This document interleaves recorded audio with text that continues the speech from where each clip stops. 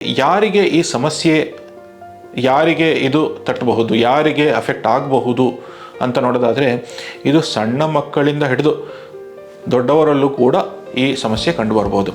ಹೆಚ್ಚಾಗಿ ಏನು ಅಂತ ಹೇಳಿದರೆ, ಸಣ್ಣ ಮಕ್ಕಳಲ್ಲಿ ಈ ಥರ ಸಮಸ್ಯೆ ಕಂಡು ಬಂದವರಲ್ಲಿ ತುಂಬ early age of life, may be ಒಂದು 2 ವರ್ಷ, 6 ವರ್ಷ, 10 ವರ್ಷ, ಈ ಥರದ ಮಕ್ಕಳಲ್ಲಿ ಯೂಶಲಿ ಈ ಥರ ಸಮಸ್ಯೆ ಕಂಡುಬರೋದು ಈಗ ಸಾಕಷ್ಟು ಹೆಚ್ಚಾಗಿ ನೋಡ್ತಾ ಇದ್ದೀವಿ.